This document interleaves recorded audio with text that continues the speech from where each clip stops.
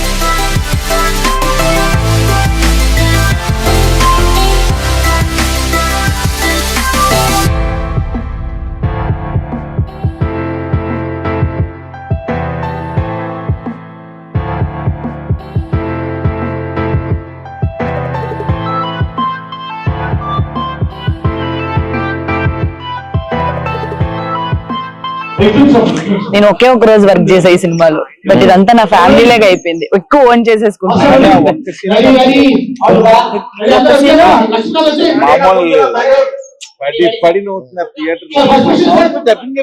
చెప్పాను sir, cinema flow కి ఆ సీన్ కి అసలు ఏమన్నా సింక్ ఉంటుందా?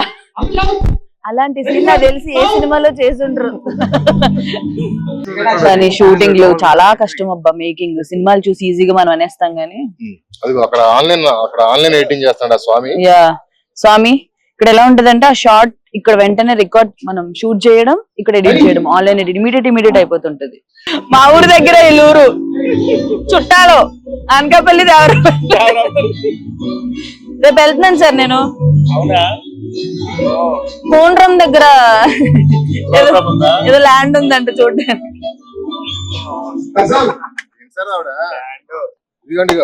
ఇలా కారు వెళ్తుంటారు కదా, మనం ఎప్పుడో మంచి తెలిసి పోసుకుందాం అనిపిస్తుంది. ఆవిడ వెళ్తే మంచి చూసి కొందాం అనిపిస్తుంటారు. లేదండి, బేసిక్ గా ల్యాండ్ల మీద ఇన్వెస్ట్ చేయడం మంచిది.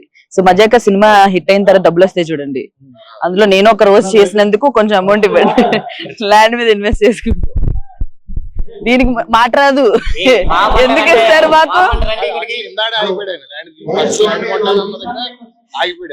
కాదండి, ఇది ఎలాగో హిట్ అవుతుంది, డబ్బులు వస్తాయి. ఒక రోజు చేసినందుకు ఇవ్వచ్చు కదా.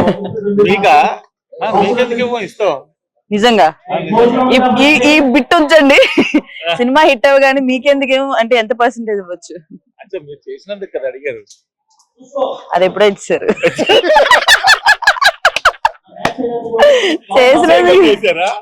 లేదు, చేసాక ఇచ్చారులేండి. ముందెందుకు ఇస్తారు నాకు? నేనేమన్నా సూపర్ స్టార్ నా? స్టూడియోలో కూర్చుంది సార్, పేమెంట్ ఇంకా పడలేదండి.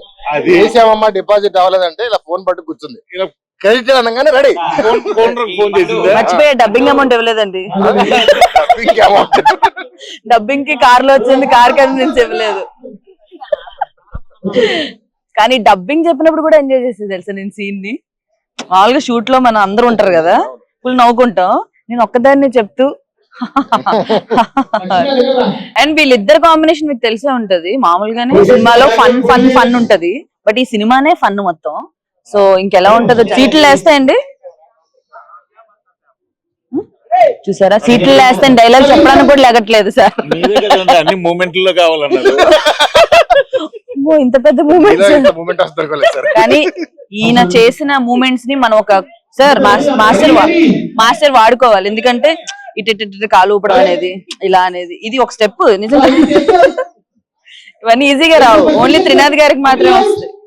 మీ స్పీచ్లు అలా ఇస్తారు? ఎలా ప్రిపేర్ అవుతారా? ముందే ప్రిపేర్ అవ్వచ్చు కదా.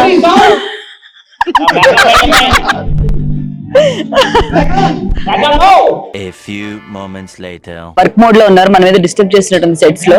సో పక్కకి వెళ్ళి రైటర్ గారిని డైరెక్టర్ గారిని కొన్ని క్వశ్చన్లు అడుగుదాం. Let's follow. ఒక అబ్బాస్ మస్తాన్, ఒక సలీం జావేద్, ఒక ఎంజీఆర్ కరుణానిధి, ఇలా చెప్పుకుంటూ పోతే చాలా మంది.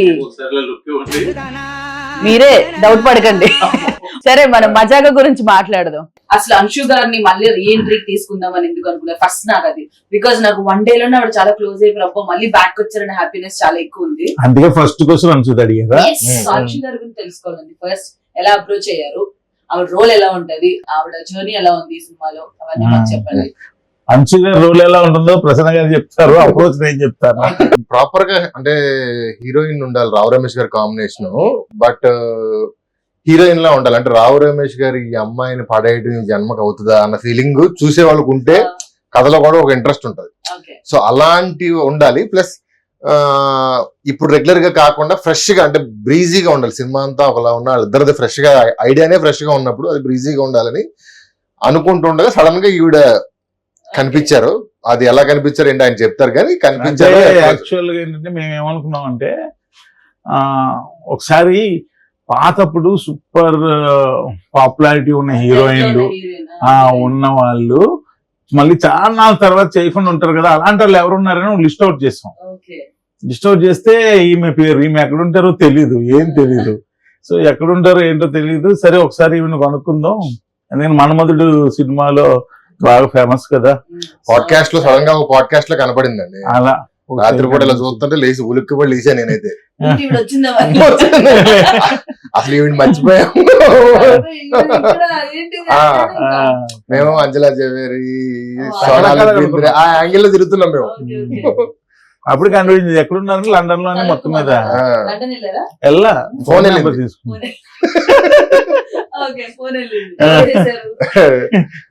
ఫస్ట్ ప్రొడ్యూసర్ గారు చేశారు. మాట్లాడిన తర్వాత వీడియో కాల్ లో కూర్చోబెట్టి కథ చెప్పాం. ఆవిడ కథ చెప్తున్నప్పుడు సగం కథ అయిన తర్వాత ఉండి చేతులు వెళ్ళా అంటుంది, ఉండి చేతులు వెళ్ళా అంటుంది. ఈవిడేంటి కింద ఎవడుకొని నొట్టేస్తుంది కథ ఎక్కడ ఏంటి అర్థం అవ్వట్లేదు నాకు. కాసేపు అయ్యాక చెప్పింది ఏంటంటే ముందు అంటే కథ బాగుంది, మహా అయితే ½ hour చెప్తారు, నాకు అంతకంటే ఏం చెప్తారన్న ఫీలింగ్ లో వెళ్ళి వాళ్ళ ఫ్యామిలీని ఎక్కడ పికప్ చేసుకోవాలి. వాళ్ళ కాలేజ్ లో ప్రిన్సిపల్ వాళ్ళకి చెప్పేసిందంట నేను రావట్లేదు, వాళ్ళని అక్కడ కూర్చోబెట్టని చేరలేదు, ఎంత టైం అవుతుందో కూడా నేను చెప్పలేదు.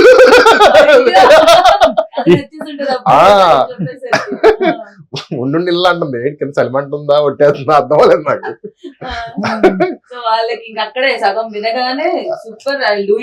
ఆవిడకి డెఫినెట్ గా అంటే ఈ తర్వాత ఎన్ని సినిమాలు చేసినా కూడా ఇది మాత్రం నిలబడిపోద్ది లైఫ్ టైం. వాళ్ళ పిల్లలకు గానీ నెక్స్ట్ జనరేషన్ కూడా ఆ సినిమా చేశానని చెప్పుకునే. ఇంకోటి మళ్ళీ ఇన్ని సంవత్సరాల తర్వాత మళ్ళీ వచ్చి సినిమా చేసి ది బెస్ట్ ఫిల్మ్ తో మళ్ళీ ఈ సినిమాతో అదైతే ఎక్స్పెక్ట్ చేయగలం. మీ ఇద్దరు కాంబినేషన్ వస్తున్న సినిమా అంటే ఆబ్వియస్ గా ద బెస్ట్ ఉంటది. అందులో అంశు గారు జాయిన్ అయ్యి చేయడం అనేది ఇంకా సూపర్. అదే మీరు జాయిన్ అయ్యి ఒక క్యారెక్టర్ చేయబోతే ఇంకా సూపర్. అది మాకు ఇంకా నమ్మకాలు పెరిగిపోయాయి. మా మజాక్ నన్ను ఎక్కడ మర్చిపోకుండా అక్కడెక్కడ వెళ్ళి నేను చేయడం నాకు హ్యాపీగా అనిపించింది మీ కాంబినేషన్ మూవీలో. And waiting for that, like cinema చూడాలని చాలా వెయిట్ చేస్తున్నా. చూద్దాం. నెక్స్ట్ సందీప్ కిషన్ గారు, రావు రమేష్ గారు, ఫాదర్ అండ్ సన్, వీళ్ళ కోసం రాసుకున్నారా story?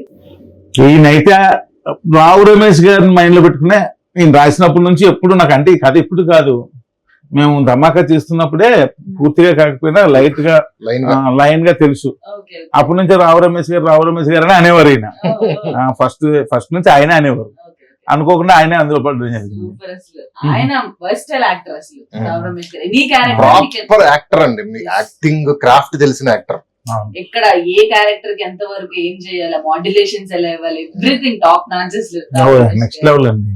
And I can see that fun అనగానే ఆయన యాంగిల్ నుంచి ఎలా వస్తారో అర్థమవుతుంది. ఆయనతో వర్క్ చేశాను. యాక్చువల్ గా ఈ సినిమా అనుకున్నప్పుడు అందరూ ఫాదర్ సన్ కదా, ఆల్రెడీ హీరోగా చేసిన వాళ్ళు కొంతమంది పెడదాం ఇది అంటే నేను అన్నాను వాళ్ళు ఇంతకు ముందు చేసింది. ఎనీ గివెన్ హీరో ఇంతకు ముందు హీరోగా చేసిన వాళ్ళు ఎవరన్నా చేసింది. అది ఈయన ఆ పనులు చేస్తుంటే అది ఫ్రెష్ గా ఉంటది, చూసేవాళ్ళు అది ఉంటది. పెద్ద తరహాలో లేకపోతే ఇవి చేస్తారు కానీ ఈ యాంగిల్ లో ఎక్కువ ఎక్కడ మార్నింగ్ వచ్చి ఉంటే మీకు తెలిసి ఉండేది ఒక 50 మంది డాన్సర్లతో ఆయన డాన్స్ బిట్లు వేస్తున్నారు. రావు రమేష్ గారు చూస్తున్నప్పుడు మేమే విపరీతంగా పట్టు వస్తుంది మాకు. వెనకాల 50 మంది డాన్సర్లు ఫేస్ ఎక్స్ప్రెషన్ నవ్వొస్తుంది ఏదైనా పని ఇది స్టెప్స్ చేసినప్పుడు ఆయన చూడాలి నేను ఊహించుకుంటున్నా. ఆయన షార్ట్ చేసి రావడం పక్కన కుర్చీ చేసుకుని కూర్చుని సార్ మిగతా అన్ని సినిమాల్లో నా కొడుకుని ఏమేం చేయొద్దని అవన్నీ చేస్తున్నారు సార్. రోజు అదే మాట ఆయన రోజు. Super super. కొత్త రావు రమేష్ గారిని చూడబోతున్నాం మనం ఈ సినిమాతో. అండ్ సందీప్ గారు అంటే సందీప్ గారి నుంచి నేను మేము వేసుకొచ్చాం సినిమా చేసినప్పటి నుంచి నాతో చెయ్యాలని ఇంట్రెస్ట్ అయింది. మీరు వయసుకు వచ్చినప్పటి నుంచి చూసారా? మేము వేసుకొచ్చాం నా ఫస్ట్ ఫిల్మ్ పేరు అది. Okay. So, ఆ మూవీ నుంచి ఆయన ఎప్పటి నుంచి interest. సందీప్ గారు అప్పటి నుంచి కరెక్ట్ గా చెప్పాలంటే దినాల్ గారు ఒక చిన్న సైజ్ ఫ్యాన్ ఆయన. దినాల్ గారితో సినిమా చేయాలని ఆయనకి But అది అన్ని మీతో చేయాలనుకున్న వాళ్ళు చేయడం అండ్ మీరు ఎవరితో వర్క్ చేయాలనుకున్నారో వాళ్ళందరూ కాంబినేషన్ లో చేయడం డెఫినెట్ గా ఒక గుడ్ ప్రొడక్ట్ అనేది వస్తుంది. ఆ హెల్దీ అవునవును. ఎందుకంటే అందరం కలిసి ఇంట్రెస్ట్ పెట్టి సినిమా చేస్తున్నాం. చేసుకుంటే అది డెఫినెట్ గా హిట్ అవుతుంది. పాజిటివిటీ అనేది కనిపిస్తుంది ప్రతి దీంట్లో కూడా. అవును. అలానే అనిపిస్తుంది నాకు కూడా. అవును. సో నెక్స్ట్ రీతు గారు. దీంతో ఏంటంటే ఈ సినిమాలో 2 ఇంపార్టెంట్ క్యారెక్టర్స్ అంటే లేడీ క్యారెక్టర్స్ అంశు గారు రీతు గారు. వీళ్ళిద్దరి మధ్య ఒక భయంకరమైన వార్ జరుగుతూ ఉంటది. ఓహో. సో వార్ అంటేనే ఇద్దరు సరి అయిన కింగ్ లో లేకపోతే సరి అయిన ప్రిన్సెస్ లో ఉండాలిగా. సో అలాంటి ఫైట్ చేసే ఇది ఉండే అమ్మాయి ఎవరిలో కనిపిస్తుంది. చాలా ఇన్నోసెన్స్ అది ఉండొద్దు ఓకే. ఇలా అనుకుంటున్నప్పుడు హీరోయిన్ సాఫ్ట్ గా అలా రీతు యాటిట్యూడ్ బాగా చేస్తుంది. బాగా యాటిట్యూడ్ అరగెన్స్ పెళ్లి చూపుల్లో గానీ అట్లలో గానీ అప్పుడు ఎవరిని ఎక్కడ పెట్టాలి అక్కడ పెట్టే పనులు బాగా చేస్తుంది. ఏదో గుర్తొస్తుంది. సో అందుకని ఈ క్యారెక్టర్ కి ఆమె సూటబుల్. సందీప్ గారు అసలు చాలా చాలా చేంజ్ అయ్యారు కదా అవును. పర్సనాలిటీ గానీ ఎవ్రీథింగ్ భలే కనిపిస్తున్నారు. నాకు ఈ మధ్యలో ఒక అమ్మాయి సందీప్ తో చెప్దాం అనుకున్నాం కుదరలేదు. ఒక అమ్మాయి ఎవరో నాకు ఇన్స్టాగ్రామ్ లో మెసేజ్ చేసి నేను సందీప్ ఫ్యాన్ అండి అని. ఓకే అది ఇదని మాట్లాడుతూ ఒక రోజు సినిమాలో జూనియర్ ఆర్టిస్ట్ వచ్చేసింది ఓన్లీ సందీప్ ని చూడడానికి. అది అయిపోయిందా నువ్వు అంటే సార్ నేను సందీప్ చూడడానికి వచ్చాను. సరే ఓకే నువ్వేంటి జూనియర్ యాక్టర్వా ఏది కాదు సార్ ఓన్లీ సందీప్ చూడడానికి ఎవరన్నా పట్టుకుని గుంపులో వచ్చాను. అది అయిపోయిందా ఓ రోజు మెసేజ్ పెట్టింది నాకు చాలా బాధగా ఉంది సార్ ఏదో అయ్యింది ఇంట్లో కష్టం అది నాకెందుకు చెప్తున్నానే లోపు ఆవిడ చెప్పాలని షేర్ చేసుకుంటుంది ఏంటంటే ఆవిడకి ఎప్పుడు బాధగా ఉన్నా సందీప్ వాళ్ళ ఇంటి దగ్గరికి వెళ్ళి ఆ సందులో కాసేపు కూర్చుని ఏడవాలనుకున్నప్పుడు వెయిట్ చేసి ఇంటికి వెళ్ళిపోతుంట. అంత పెద్ద ఫ్యాన్ అయితే సందీప్ గారిని కల్పించారు మీరు.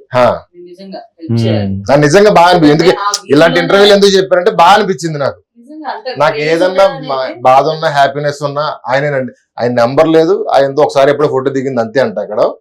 బట్ ఏదున్నా బాధ ఉన్నా ఏదొచ్చినా ఇంటికి వెళ్ళి ఇంటి బయట కూర్చుంటదండి. ఆయన మాట్లాడే విధానం కూడా అసలు ఎంత వెల్కమింగ్ గా ఉంటదంటే మన ఈవెంట్ కి వచ్చారా each and every person greet చేస్తారు వెళ్ళి ఆర్టిస్ట్ ని అండ్ ఆడియన్స్ ని అందరినీ దగ్గరికి వెళ్ళి అందరికి షేక్ హ్యాండ్ ఇచ్చి అందరినీ పలకరించి సచ్ వెల్కమింగ్ పర్సన్ అసలు నాకు భలే అనిపించారు. ఎన్ని డేస్ అయింది సార్ షూట్ మొత్తం? ఇప్పటికి కరెక్ట్ గా ఈరోజు 60th డే. 60 రోజులు 60 రోజులు ఆల్మోస్ట్ అయిపోయింది కదా. ఆల్మోస్ట్ అయిపోయింది. ఒక సాంగ్ పేరెంట్స్ అంటే ఫాస్ట్ తీసారండి. ఫాస్ట్ గా తీయమన్నారండి. సో 60 రోజులు అంటే వెరీ ఫాస్ట్ అసలు. ఆయన ఎప్పుడంతే మా సినిమాలు నేను లోకల్ 60 days 62 days హలో గురు 56 days ధమాకా 70 days ధమాకా 70 అది కూడా యాక్షన్ ఉంది కాబట్టి యాక్షన్ ఫైట్ లో సో ఇంకా మజాకా నుంచి పాటలు ఫైట్లు. Actually Leon James extraordinary music ఇచ్చాడు. సాంగ్స్ అన్ని కూడా చాలా మంచి. సాంగ్ వింటున్నావు కదా. ఇంకో సాంగ్ కూడా ఏదో రిలీజ్ చేశారు ఒకటి ఆల్రెడీ బ్యాచులర్ స్టెప్ కూడా బాగుంది. సూపర్ సాంగ్స్ ఇంకా దేనికి తగ్గకుండా అసలు 60 days లో మీరు సినిమా కంప్లీట్ చేయడం అనేది నాకు షాకింగ్ ఉంది. బేసిక్ ఫైనల్ గా మన సినిమాకి హెడ్ మీ అందరికి హెడ్ ప్రొడ్యూసర్ గారి గురించి మాట్లాడుతున్నాం. సో ప్రొడ్యూసర్ గారు మీకు స్టోరీ చెప్పగానే ఇమీడియట్ గా ఓకే అన్నారా లేకపోతే ఏంటి ఎలా ఒప్పుకున్నారు? కొంచెం టైం తీసుకున్నాడు నవ్వడానికి తర్వాత ఓకే చెప్పాడు. ఆయన చాలా ఇష్టపడి చేస్తాడు సినిమా మాత్రం చాలా ఇష్టపడి చేస్తున్నారు. So nice. ఈ సినిమాని తీసుకొచ్చి మౌంట్ చేయడానికి ఆయన నన్ను త్రినాథ్ గారిని సందీప్ గారిని అందరినీ తీసుకొచ్చి అంత అంటే ఇద్దరు ఫాదర్ అండ్ సన్ చేసేటప్పుడు ఇతనికంటే అతను పెద్ద ఉండాలి, Hmm. అతనికంటే ఇతను, ఇవన్నీ లెక్కలు ఉంటాయి. అది మనం వద్దనుకున్నా ఉంటాయి, లెక్కలు క్యాలిక్యులేట్ చేసుకుంటారు. But to make this happen ఆయన మాత్రం ఈ సినిమా చెయ్యాలి, నా బ్యానర్ లో చేయాలి, సమాజ వర్గం తర్వాత నాకు అంత పేరు గౌరవం, ఆ పేరు గౌరవం ఈ సినిమా కథతో వస్తుందని ఆయన నమ్మాడు. దాన్ని అందరిని తీసుకొచ్చి ఒంటి చేతితో పోరాటం చేసి తీసుకొచ్చి ఎక్కించాడు. క్రేజీ. నేనైతే ఈగర్లీ వెయిటింగ్, ఆడియన్స్ కూడా టీజర్ కూడా అదిరిపోయితే సినిమాకి ఏమేం ఫన్ కావాలి, ఎక్కడెక్కడ ఏం క్రియేట్ చేయాలనే దాంట్లో బాగా వర్క్ చేసి సూపర్ క్రియేట్ చేసుకున్నారు. అవును. థ్యాంక్ గాడ్ ఆడియన్స్ మరొక ఎంటర్టైనింగ్ హిట్ అనేది వచ్చేస్తుంది. సో సినిమా అయితే థియేటర్స్ లోనే చూడండి. February 26th కి శివరాత్రి స్పెషల్ గా వచ్చేస్తుంది. ఫుల్ ఆన్ ఎంటర్టైన్మెంట్ తప్పకుండా చూడండి, ఓన్లీ ఆన్ థియేటర్స్.